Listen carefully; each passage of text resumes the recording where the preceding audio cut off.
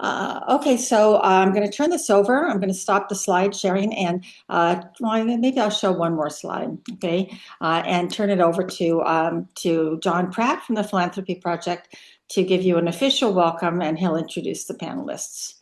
Okay, take it away, John.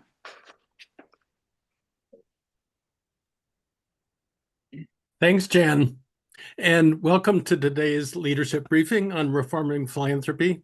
I'm John Pratt, co-chair along with Jan of the Philanthropy Project, a campaign to make sure charitable funds actually benefit the public. We believe that this country has plenty of reasons to make certain that the 1.5 trillion in tax-exempt funds sitting in private foundations and donor-advised funds are put to good use. This requires a close watch by state attorneys general and Congress. And the goal for us is to avoid wasteful fees and unproductive charitable repositories. Instead, we need to prioritize the timely and effective uses of these funds held in public trust. This depends on effective laws and regulations and an educated nonprofit sector. This is our second in the series of 3 leadership briefings, and we're joined today by 4 activists and keen observers coming to us from California, Oregon, Minnesota, and Washington, D.C. Geoff Green will be our moderator. Geoff serves as CEO of the California Association of Nonprofits, CalNonprofits, which has previously sponsored state legislation for more transparency in donor-advised funds.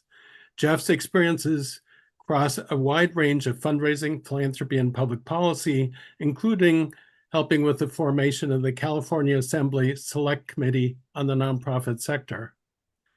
Dan Petegorsky is now based in Oregon, where he is a researcher whose research focus might be described as follow the money, from campaign finance to wealth concentration to foundation grant making. Dan often works with the Institute for Policy Studies and has discovered quite a lot about DAFs. Nonoko Sato, CEO of the Minnesota Council of Nonprofits, which is a great state for nonprofits and democratic participation. Nonoko and MCN have also closely watched the shifting role of DAFs, and to balance things out, MCN is glad to be a recipient of DAF grants. And finally, Anna Fink is CEO of the newly renamed Assets Under Movement, formerly the Amalgamated Foundation, whose origins go back to the Amalgamated Clothing and Textile Workers. Assets Under Movement has deployed 1.5 billion in grant capital since 2018, and its DAF holders pay out an average of 75% of their assets annually. Well done. With that, Geoff, I'll turn the program over to you. Thank you so much, John. And welcome everyone. I'll just add my welcome to Jan and John's, and I'll invite my colleagues to pop on here as I sort of give us an overview. Now, for those of you that are deep into DAF world, you know exactly why you're here and what we're going to talk about. But I know that some folks here might be a little bit newer to the donor advised fund or DAF world. And so I just want to outline briefly what a DAF is in the modern sense, and some of the issues that we're going to cover here.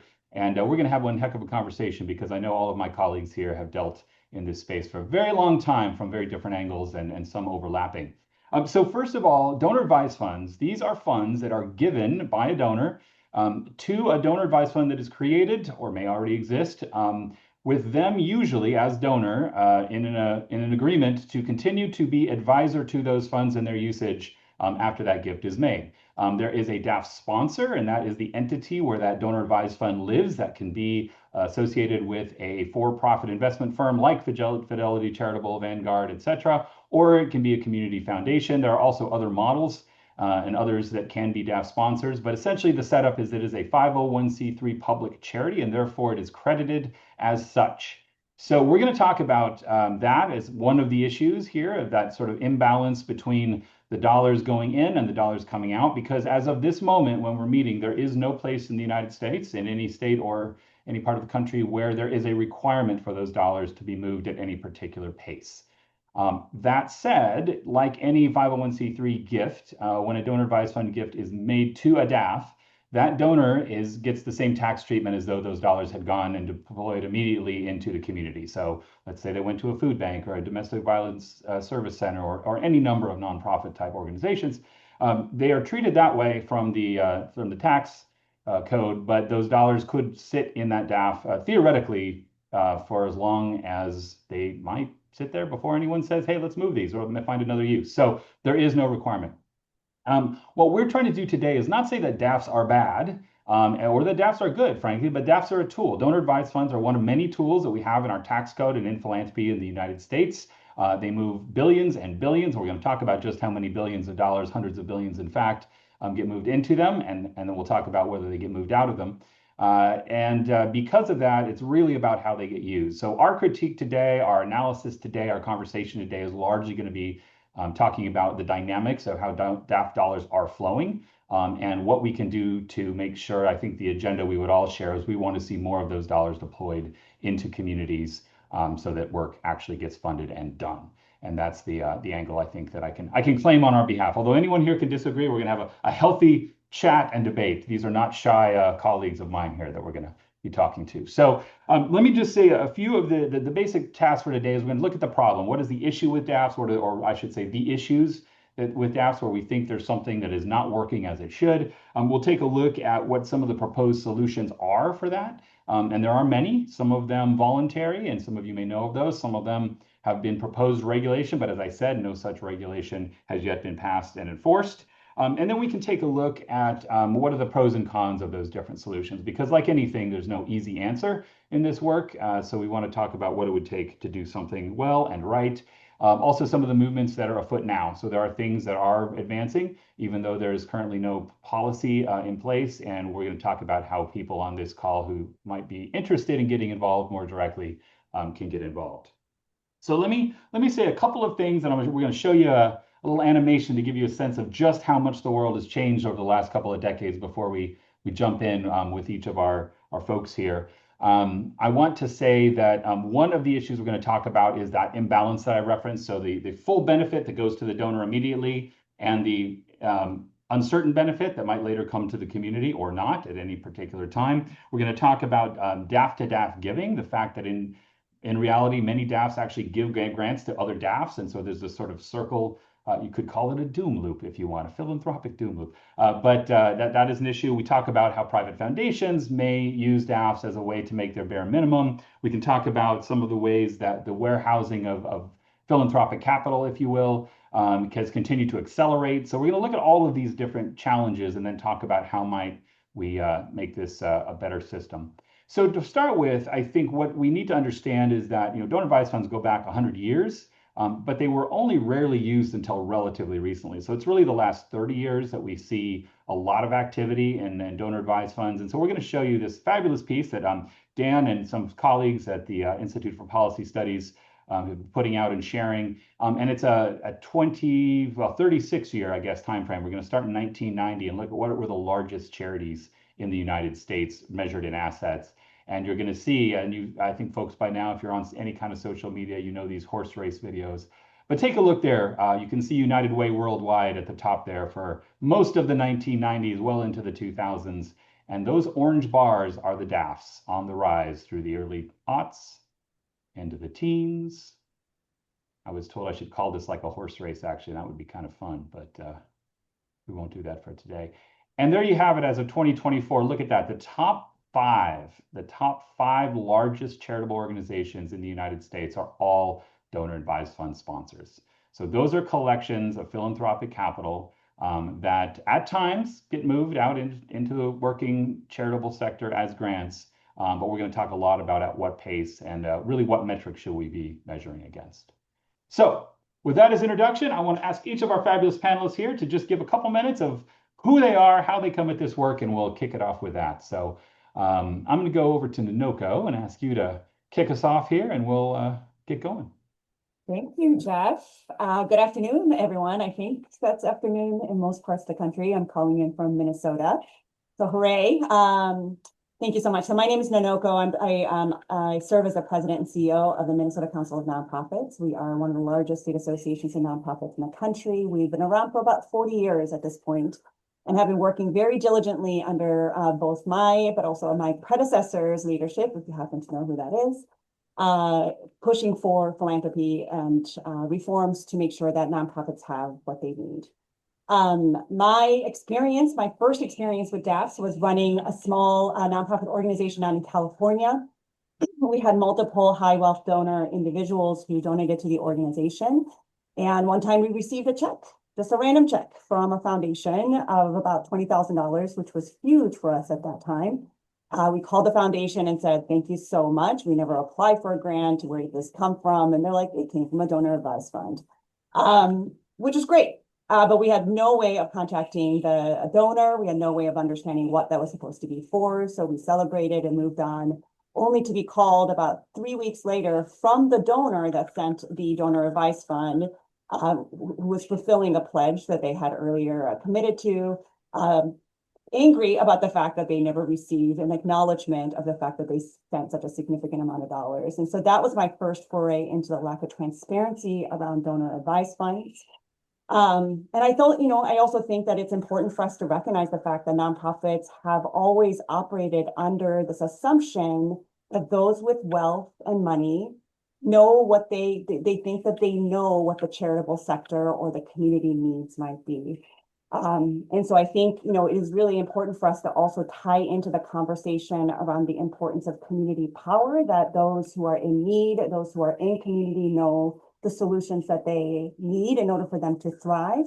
But they're always constantly in this game of having to beg for money, proving their worth, demonstrating their, transparency, being accountable to the work that we're doing over and over again so that our communities that we all participate in thrive.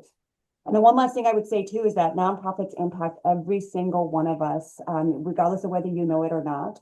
Here at MCM, we often joke that nonprofits are from birth to death, from the place that you were born in or your mother received parental care, all the way to a cemetery that you might be buried in. And everything in between, from bike lanes, art museums, childcare, all of that. And so I hope part of the conversation that I want to bring to you all is just around the impact of nonprofits and why this conversation is really needed now more than ever. Thanks so much, Geoff.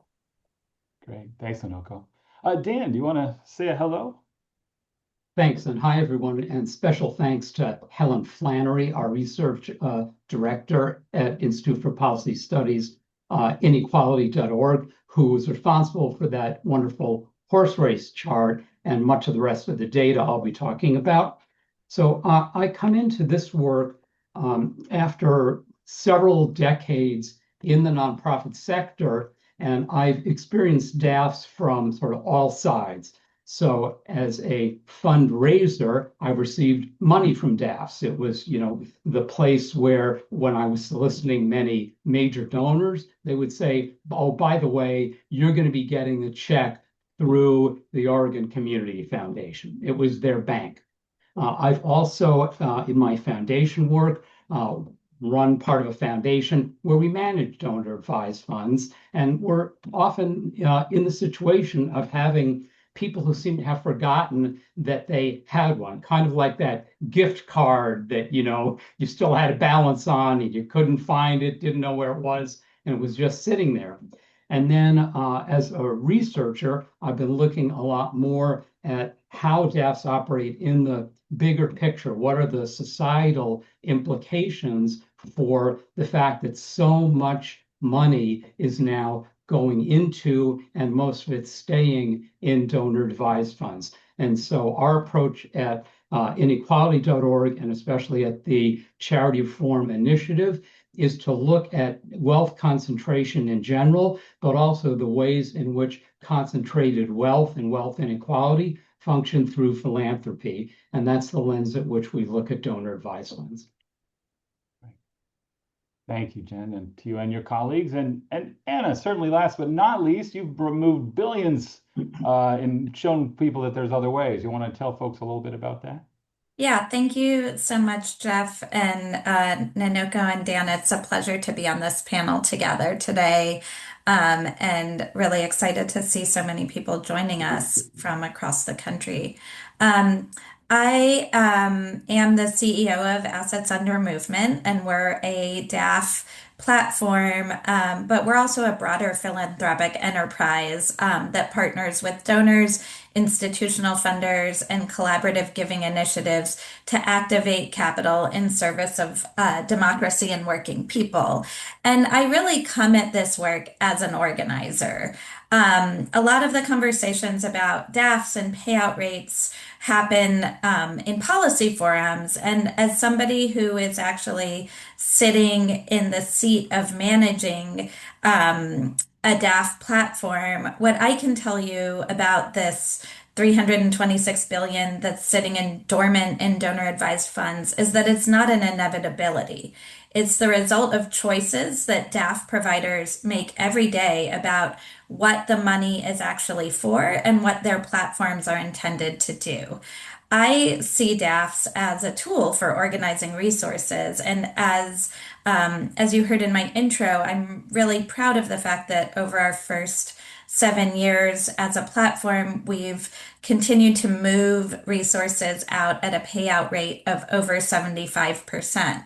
We launched Amalgamated Foundation and now AUM Plus with a 10% payout rate pledge, and every single donor immediately signed that pledge and has now well surpassed that, given our 75% payout rate. And so I really see both the opportunity and the potential that is sitting dormant in DAFs right now.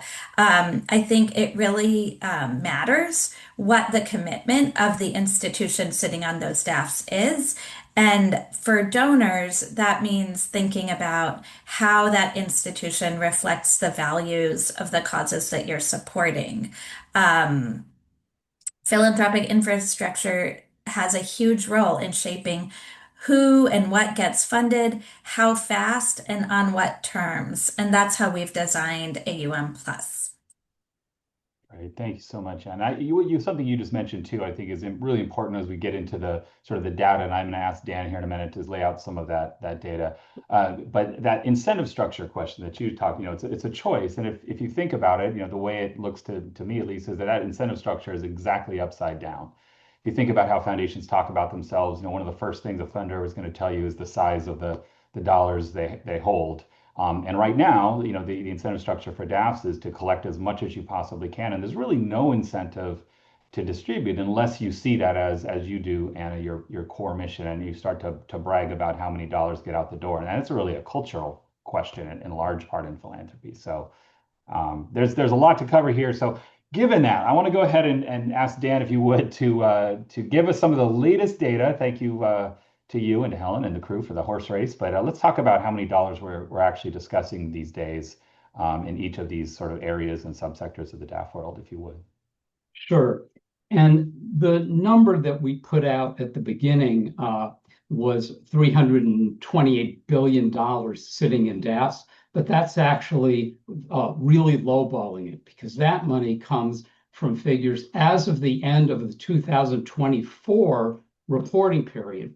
So the fact that people have been pouring money now into donor advised funds to try to take advantage of the advantageous tax laws before the new one went into effect at the beginning of this year meant that the wealthy especially were pouring money into DAFs. Everybody was reporting record DAF contributions towards the end of 2025. And then, of course, the stock markets were at all-time highs. So I think it's entirely possible that coming into 2026, we were looking at closer to $400 billion as the amount of assets sitting in donor advised funds. Most of those assets are held in those top donor advised fund sponsors that you saw in that horse race chart. And those are the ones affiliated with giant wealth management firms, Schwab, Vanguard, Fidelity, as well as the largest independent DAF sponsor, the National Philanthropic Trust. So they sit on something like 70-something% of all of the assets invested in DAFs. On the other hand, The greatest number of donor-advised funds, 80% of them roughly, are nothing like that. They're in accounts that happen to be called donor-advised funds, but where many of the people who own them don't even really realize they have them, because it's simply corporations that manage payroll deduction and employer giving programs where you have money deducted from your paycheck. The very largest ones manage those through donor advised funds. And so something like 80% of what gets counted by the industry as donor advised funds are actually nothing like most of what we're going to be talking about, but they include them historically in the numbers to confuse things and talk about the democratization of donor advised funds. And most of these, by the way, people put out and make grants out of all of the money they put in. So it's money in, money they put out. And so the payout percentage of those is 98, 99%. It makes the larger DAF sponsors look good, which is why they're included. So I mentioned that just to say that a lot of the numbers that are thrown around on the payout percentage, on the numbers, the rising popularity is really misleading. But another important trend that's happened that I think gets to something important that Anna mentioned is about values. You know, we tend to think of community foundations as sort of warmer and fuzzier terms than, of course, you know, Fidelity, Vanguard, institutions that don't say they're value neutral. And yet, community foundations over time have become much more dependent on donor advised funds. And I think most grantees, grant seekers will know this, where the majority of the assets sitting in probably the majority of community foundations around the country are now sitting in donor advised funds, which means that instead of community foundations being places where people pool their money to address problems identified in the community, they're holding tanks for individual donor advised fund accounts where the decisions are made not by program officers or by the board, but by the wealthy people who have those funds. So the fact that community foundations are becoming increasingly dependent on donor advised funds for their business model means that it's distorting even the role of community foundations and taking them away from those community-based values and making them yet again a vehicle for wealthy giving, which is very, very different from the way most people give. So I'll stop there. We can talk about a lot of the numbers, but I think the what they reflect is more important. Great, thanks, Dan. I mean, that incentive structure question, I know, as Anna mentioned, as you just mentioned, Nonoko, can we talk about a little bit about how we make that case and, you know, what's happening on the ground? Because so often these days it's you know, you hear the saving it for a rainy day and, oh, this is just a way to build bigger capital so we can really move when we need to. And it kind of seems like maybe we need to. Yeah, and I think, you know, just a quick summary about, you know, where the nonprofit sector has been coming from. My husband, who's not in the nonprofit sector, has often joked about the fact that, like, well, isn't nonprofits always in need? Because every time I come home, I'm like, oh, like all these struggles that nonprofits are having right now. And it's true, but, you know, we've been traditionally asked to do more with less. That's the expectation of the nonprofit sector. We are expected to solve some of the and address some of the really complicated societal issues of our time, whether that's like hunger relief to domestic violence to even like bringing joy through arts, right? And we're expected to do that without being able to compensate appropriately for the talent that we need to be able to provide the benefits that we need, and then also spend a lot of time and energy having to fundraise for each one of our missions. I also often hear the criticism that, well, maybe the government should be doing the work of nonprofits, or there's too many nonprofits. Y'all should just merge into one big blob and just serve everyone all together at once. Well, that's really not the reality of the situation. The reality is that, one, it's extremely difficult to run a nonprofit. We need to have everything from financial management to staff management, right? Like HR, all those things are really needed. And secondly, government relies on us. So we can have that conversation later around whether, we should have big government or not. But the reality is that today, nonprofits are needed. Communities are turning to us when there's increased need. And we're trying to do as best as we can as we look at our talent pipeline and seeing that there's not going to be a lot of people really interested in coming into our sector when it's not very lucrative. And also a lot of our professionals are facing a lot of burnout, especially in this moment in time. And I would even say specifically in Minnesota in this moment in time. So that's where we were. And then the pandemic happens. At that time, many of the nonprofit organizations were able to receive one-time federal funding to help us kind of like get through that moment, which allowed us to continue to open our doors. And now we know that even if the organizations are struggling, we're not expecting to get any relief dollars from the federal government. In fact, they have cut funding, frozen funding, made sure that in a lot of ways, organizations that rely on federal funding, they weren't unsure whether or not they're going to get the funding that was promised to them already, right? So they were just like going back and forth on that, knowing that private foundations are not going to be able to like fill the gap that the federal government is not sending to nonprofit organizations. And at the same time, demands have been continuing to surge, especially for direct service providers. And we anticipate that demand to continue to grow, especially in light of the recent tax bill, the HR 1 or One Big Beautiful Bill, that is cutting services and Medicaid and SNAP benefits to people who are in need. And when people are in need, where do they turn to? Well, they turn to their local nonprofit organizations. However, I live in the metro area, but we serve the entire state, and I'm sure many of you do as well. When we're looking at greater Minnesota or areas that are outside of the metro areas, and I'm not saying like a closure of an organization in metro areas is good, but the impact it has on rural communities is huge. And so when organizations are unable to retain staff, to keep their doors open, either they are focusing on narrowing, their focus areas a little bit so that they can just do the work that needs to get done. But at the same time, the demands are continuing to come, or they realize like this is just not viable, and critical service providers are thinking about or have closed their doors, which of course not just impacts the communities that they're serving, because the next available one might be 20 miles away, but also the surrounding nonprofit organizations who are now going to see more demands because that particular organization in that area has closed. And also like part of our work as a state association is to provide workshops and events, and we have a fundraising conference that's coming up. Whenever there is a workshop around how to get donor advice funds for funders, those sessions fill up really quickly because everybody all the fundraisers want to know, well, yeah, like there's so much money sitting in donor advice fund. How do we get access to those particular donors?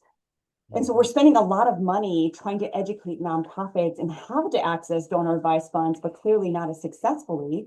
But that just kind of like continues to demonstrate the severity of the challenges the nonprofit sector is facing right now.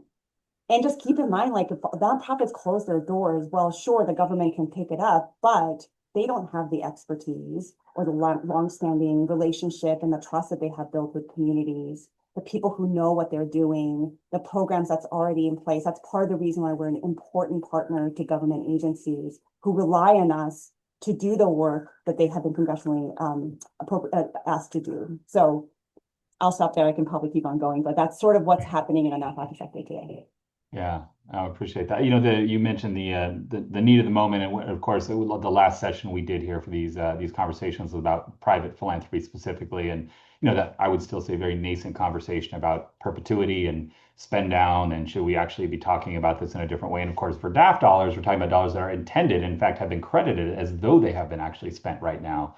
And yet we all know they're not. So Anna, you mentioned that you started with a 10% commitment for the donors, and I'm sure that was a stake in the ground. It's twice what the private foundations are mandated to do. It sounded like an aggressive, and you somehow ended up at 75. Is that what you said? And can we talk about like how do you set that model and get that level of momentum when in Yeah. fact there's nothing requiring it other than the culture you build.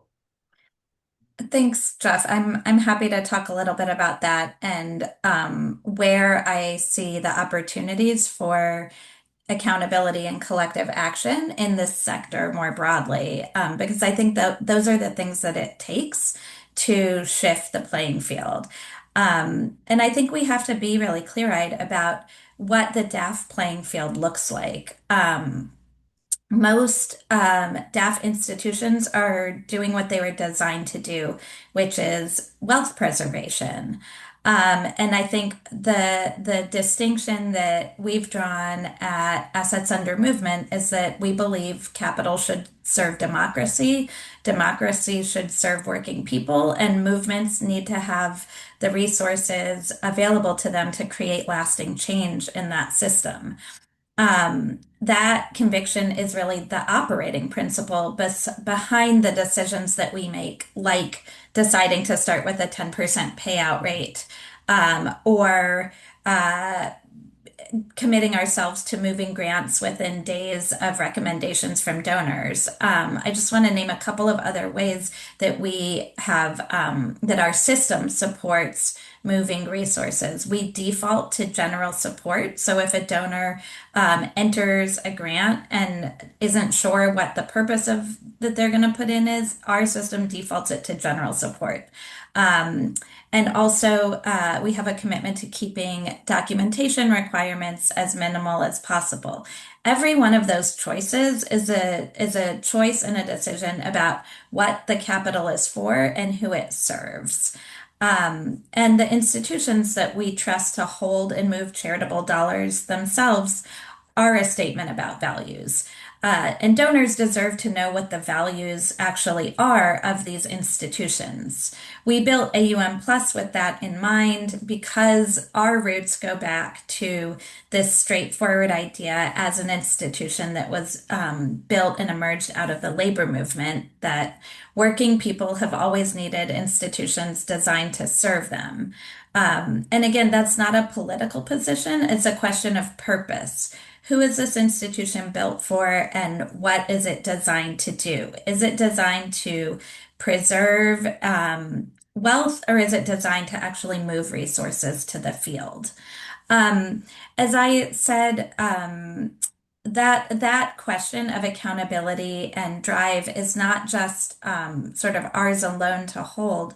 I really see the ways that and the sort of opportunities for this sector to shift because the current regulatory environment does not require very much of us at all. It's on us to create that accountability. And so that's why we've partnered with initiatives like Half My DAF, which I think is a really great campaign that creates both transparency and opportunity for nonprofits of all different shapes and sizes to gain access to more DAF resources, and it creates a great opportunity for nonprofits to work directly with DAF givers to their organizations. I also want to give a shout out to the Free Your DAF campaign. That's a relatively new initiative, started just in the last few months, that is designed to create more accountability and opportunity for donor engagement, as we've seen some of the country's largest DAF sponsors have frozen grants to Southern Poverty Law Center in response to political pressure. So again, I think it really matters what the commitment and values of a DAF sponsor look like. Great, and I will say we've got some things in the chat. If you're not watching, Aaron Dorfman actually just put in the Free Your DAF link, and a couple of folks put in the Half My DAF. So thank you. Yeah, Dan. Yeah, piggybacking on that, Anna, there are some great models for what people can do voluntarily, and you mentioned some of them. I'll also mention one that I think is fabulous for organizations like community foundations. Seeding Justice here in Oregon has a program now where if you're setting up a DAF there, you make a commitment that does two things. One is to generally align your grant making with the values of the organization, of the sponsor itself. And the second is that you commit to putting a substantial percentage of your grant funds into the discretionary grant pool of the sponsor. If more community foundations adopted that approach, they would it would reverse the trend of being responsive just to the wealthy donors and make them more responsive to the community. It would provide the community foundation with vastly increased discretionary funds. Community foundation staff spent a lot of time very thoughtfully identifying the problems in the community, developing grant guidelines and programs to meet those, and yet they only have a fraction of the funds that are at the foundation to distribute in that way in response to proposals. It would free them up. It would make that money much more available for nonprofits seeking money you can't apply to a donor advised fund at a community foundation. You don't have that kind of access. So there are definitely things that people can do voluntarily through efforts like that. And like what Anna was describing, sure, even before you get new regulations or legislation. Great, thanks. I'm glad you mentioned the seeding justice model. I think that's a great example of alongside what Anna and Amalgamated have done and Assets Under Movement. I think we're going to move into some more of these solutions. Before we leave behind the listing of grievances, however, I do want to list a few and to make sure we've covered sort of the primary areas of concern. So one obviously is just the stockpiling and hoarding of assets that are intended to be used and have been credited as though they've entered the nonprofit working charitable sector and in fact are in that stasis, kind of waiting to be used. And how do we incentivize those dollars to be moved faster? I think the other was mentioned. The incentive structures are sort of upside down. I noticed someone in the chat asked the question of, why do these big for-profit investment houses, create the Fidelity Charitable Partner, for example? Well, they get to collect fees. So the answer is yes, that is part of it. So oftentimes those DAFs will then invest those DAF funds back in the corporate entity. And so it's a way to retain the assets of the client. So that is part of that incentive structure. Obviously just the size of a foundation being highly valued culturally when you're talking among peers, that's part of that incentive structure. We've also got the DAF to DAF giving. I know you mentioned it, Dan. I know I mentioned earlier some of the numbers. I think you provided us with a recent update in the number of being somewhere in the $7.5 billion in DAFs last year being made from one DAF to another. So, I mean, is there other data that we want to just sort of talk through that we can clarify for folks? One I'll mention because it illustrates another one of the problems, structural problems about DAF and accountability and reporting is that you often hear from the industry reports that, the grants aren't anonymous because 85, 90% of the grants, the donors we make them known to the grantees. That means, the people who are receiving the money may become aware of who that money comes from, but from a public standpoint, it's completely anonymous. You cannot see from any current reporting who's making a grant to whom. That hurts. First of all, it hurts fundraisers because you can't go seeing what DAF is funding things that you might be interested in. You try to look at the Fidelity reports, and you're talking literally, 1,500 pages of grants, and you don't know who's making which grant from which fund. But second, it means from accountability standpoint, you cannot connect dots and see what donors are giving anonymously to fund projects that they may actually control and financially benefit from. So it can open up aspects of political influence, fraud, and so on. So that lack of transparency is another enormous problem in terms of how we treat DAFs and lack of reporting. Yeah, I also want to second something Nonoko said earlier. I too, as a fundraiser, have been in the position of receiving dollars, having no idea where they came from, and then receiving a phone call from an upset donor who didn't get acknowledged. and didn't understand that there was no information being passed with the dollars to the nonprofit. Also, I think many of us, if you're on the fundraising side of this, have experienced that sort of third party uninvited middle insertion into the donor relationship you may have held for years or decades, and suddenly now that donor's relationship is mediated through a DAF. And clearly not always because they thought that was a better model, but that because someone had sold them the idea that this is just easier for them as a sort of a user tool. So I think there's definitely some dynamics there. Yeah, go ahead, Nonoko. I saw you were gonna.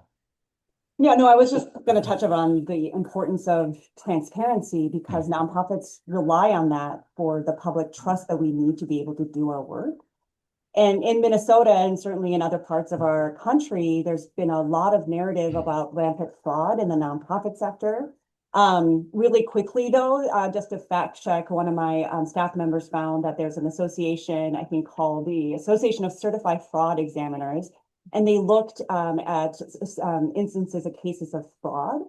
And nonprofits, in comparison to other sectors, of the fraud that they studied, 10% was committed through entities like a nonprofit, 42% at private companies, 26% at public companies, and 17% in government. So this idea around rampant fraud in the nonprofit sector is not true. And yet we're the ones who are being constantly asked, well, how do we know that if we give you our money that, you're not going to steal it and conduct fraud? But the thing is, that's part of the reason why we're so transparent, right? Both for foundations as well. We have to make sure that our 990s are, publicly accessible, so you can look at how much money we made, or what was it used for, what is the highest paid staff member in each of those organizations making. Those are really important information to be able to continue to work with our donors. And having a donor advice fund is not, it adds to that mystery, I suppose. And this challenge around trying to convince the general public who really don't understand our nonprofit sector that we are here to provide the public good. And so I think that's where my question comes from, is that if a donor receives a tax break when they provide money into a donor advised fund, and if there's and yes, there are certainly foundations and DAF sponsors who have their own internal policies, and as an organization for one, to make sure that the money is going out as quickly as possible, but so many others are not. So, if it's not for the public good, if you're receiving a tax break, which is meant to be for public good, how is it a public good if it's just sitting there in a fund forever and ever without any incentive or any regulation to say this needs to really be going on? But I do think it's important to distinguish that this isn't like a pro or anti-DAF conversation. There's so much nuance to this. And we're also seeing some DAFs being used to fund right now these controversial political organizations that might be trying to protect voter rights or gender rights, environmental organizations. And so certainly there are good organizations that are benefiting from it, but on the other hand, so are the bad organizations, however way that you might want to define that. Absolutely. And I think we've used the terminology, wealthy donor here as a single entity. I think it's important to note that there are lots of different DAF type, not just tags, but types of DAF donors. So there are those that use it as just a tool to get enough funds together to do something, and that's all, highly engaged donors, and not always super wealthy donors. And then there's at the other end of the spectrum where it's purely a tax position maximization thing, and that's largely where a lot of these bigger funds come from, and where they are more problematic and less transparent in some of those bigger corporates. So it really is the whole spectrum. So as we say here, we're trying to talk about how to make this a better system. We've got another 10, 12 minutes, and I think we've outlined some of these problems really well. So let's talk about some of these solutions. We've mentioned a few of the voluntary, and I don't know if you wanted to add something here before we shift, but we should start talking about some of these regulatory actions that have been tried and sort of models of what would a fair and reasonable system look like if we wanted to make sure that dollars were less abused, moved faster, et cetera. Thanks. I just wanted to jump in because I've seen a lot of chatter in the chat, and kind of echo what you're saying, Geoff, about DAFs as a tool, and it really depends how they're being used. I think, just like some of the problems with DAFs are problems with the philanthropic sector overall. Lack of transparency, lack of accountability around payout. And again, I'm excited to jump into the conversation about solutions, but some of those are voluntary. Certainly, there are opportunities to shift the regulatory framework, and look forward to hearing from colleagues about that. Right. Right. So let's jump right into the fun subject of regulation. Everybody's favorite. We've got, some of you may know the ACE Act. That was one attempt most recently, probably the most robust at a federal level. Jan mentioned at the outset that CalNonprofits and the folks in California had advanced a couple of bills, neither of which got all that far. One got out of the first house. But let's look at some of those models. Dan, I don't know if you want to add something to the. I will say, one of the tricks on this is that the public in general is so much farther ahead. When we polled a couple of years ago and we asked, how quickly do you think money should move out from donor advised funds? 79% said it should be within 5 years. Over 50% said it should be 2 years. What the ACE Act proposed is that you could get benefits if you set up a DAF or you move the money out in 15 years. These were never supposed to be set up as the equivalent of private foundations operating in perpetuity.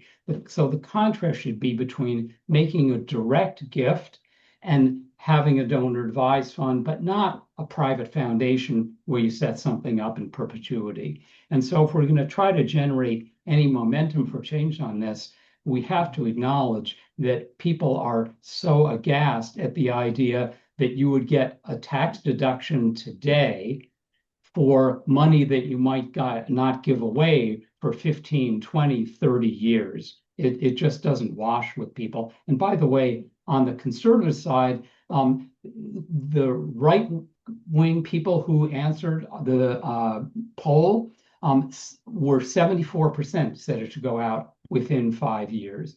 So we have to activate that kind of opinion, and so far we failed to do that.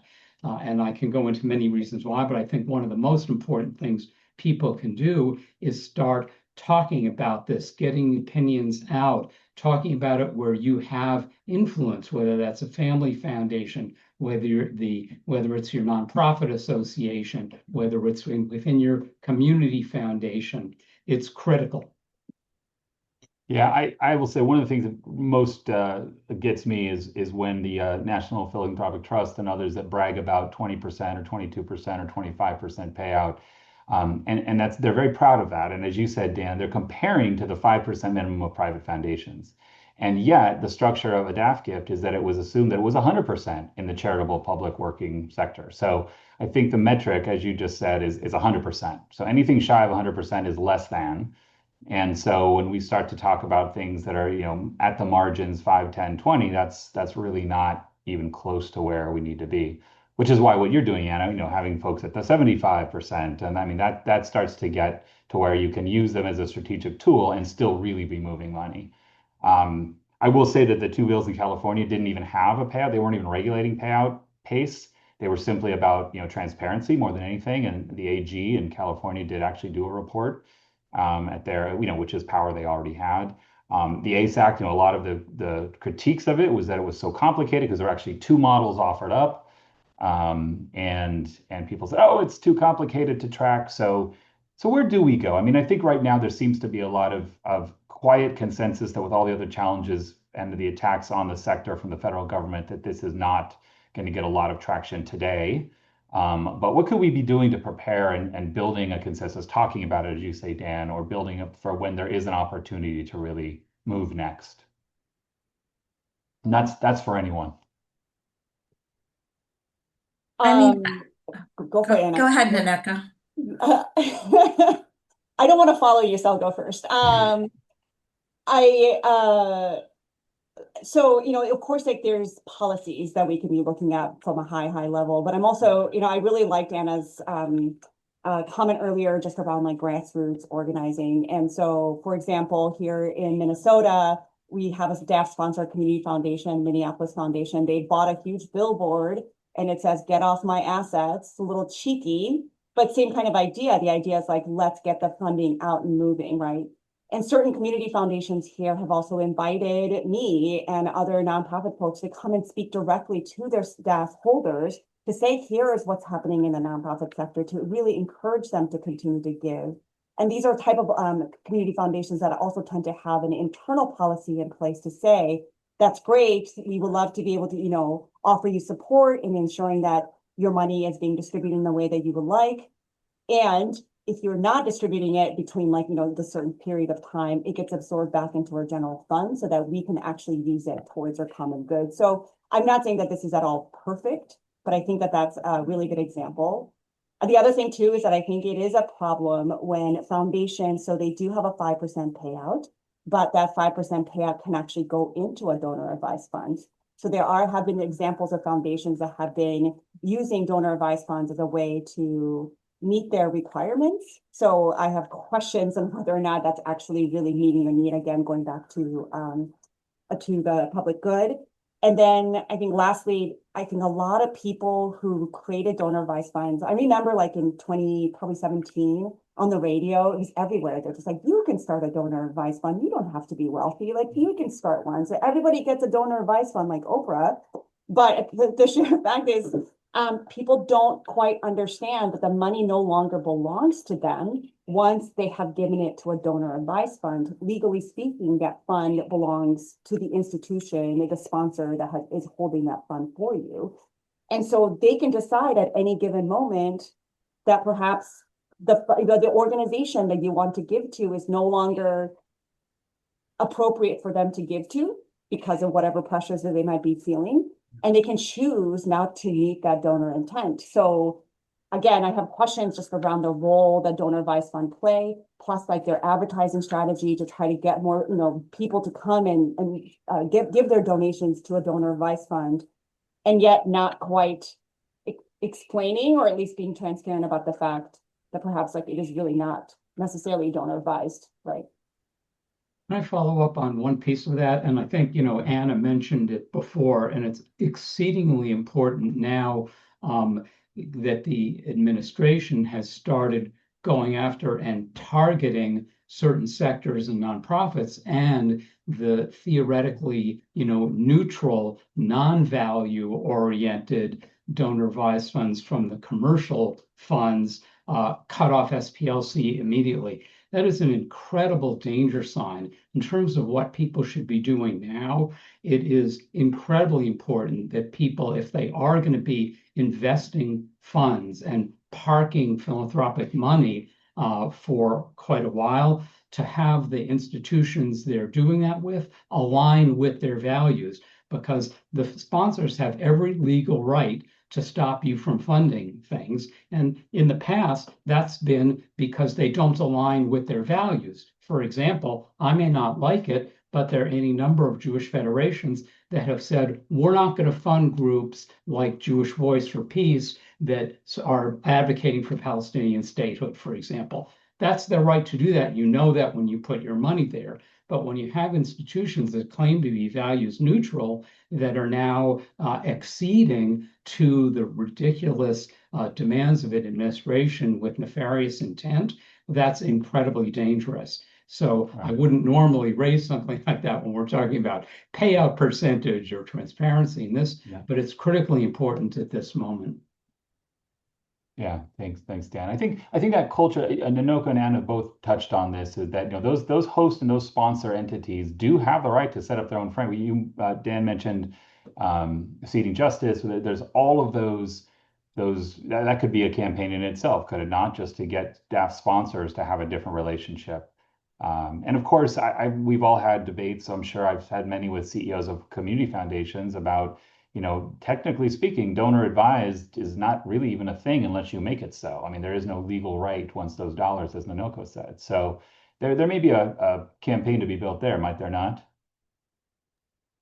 Yeah, and I think again, I think the way that this shifts is proof points and collective action. I think the one other thing I would just add is as we think about what the right regulatory sort of demands might look like to activate more DAF dollars, I think looking at the 5% payout requirement on private foundations is a great example where that requirement became the ceiling as opposed to the floor for private foundation giving. And so as we think about how you raise the ceiling, how you make sure that any regulatory proposals or things that get momentum have the intended impact in this sector. And I really do, again, think that's based on sort of proof points uh, and energy coming from nonprofits and from motivated partners. Yeah. All right, I did promise Jan that we would wrap up on time. Jan likes to run a tight ship here, Jan and John both. So here's what I'm going to propose. We have some great questions in the Q&A. I will commit. We're going to send out some links and some data after this. There's so much here. We'll do our best to answer those questions in that follow-up email with some resources. I do want to give each of our three panelists a last words, 30 to 60 seconds, and then we're going to pass it back to Jan. But I will say my thank you now, and then this is just such important structural work. It's a huge part of our nonprofit and philanthropic sector. So I want to thank everybody who was part of this today. So final words of wisdom. Dan has his mic unmuted, so we're going to start with him. Yeah, I would echo Anna in talking about collective action. So whether you're a donor, you can hook up with progressive donor networks, Solidaire, for example. If you're a funder, you can work within your regional grant makers associations. I would note that Philanthropy Northwest has been one of the only ones in the country to be even talking about the need for DAF reform. There's a lot of work to be done there. And so wherever you sit, you can be organizing and talking to other people in your situation about how we can move this along because it's necessary. Thanks, Jan. Nonoko, final wisdom, thoughts, No, advice, asks. I think a lot of folks don't know what the nonprofit sector is like. So just being in this space together and taking the time to join us today and to continue to educate ourselves about various ways that we can continue to support nonprofits, but mostly, ultimately, the communities that we all live in. It's less about the nonprofits really, but it's really about the people that we're living with. I think the better that we would be. So I'm really grateful for this time and to be on this panel with you all. Thank you. Great, thanks. Yeah, likewise. Really grateful. And I think we need more spaces like these to both educate ourselves, our partners, and think about collective solutions here. So really appreciate all of the energy in the chat. And I hope we can create more space to continue to have these conversations. All right. Well, thank you all. Back to Jan. Thanks, Geoff. Thanks for being a great organizer and moderator, too. So I just wanted to share a couple of words from the Philanthropy Project's point of view that a lot of this discussion has commented on kind of encouraging DAF holders and, hoping that they'll give more. And I think the Philanthropy Project is focused on the public policy issues because, for example, Elon Musk has over $6 billion in donor advice funds, okay?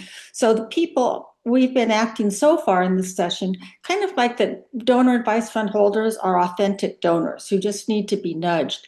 And in fact, there's some really bad players like Elon Musk who are using DAFs for bad ends.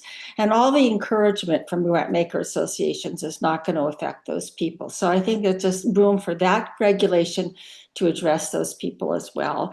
So I just want to thank our panelists for doing such a good job and being so smart about all of this, and the people in the chat and the Q&A with lots of good questions and points to make. We will be in a few days sending you a link to the recording for this session, the slide deck, as well as a list of links for things that people have brought up during this session. And I just want to finally just encourage you, our third session on this is going to be on tax law. which is all of these things, of course, are regulated and made possible by tax law. So this next session is going to focus on tax law and how it affects charitable giving and actually how it affects income inequality and income equality. So when you get that email with all of that information, you'll also have a link for you to register for that one too. So thanks to everybody again, and have a great rest of your day.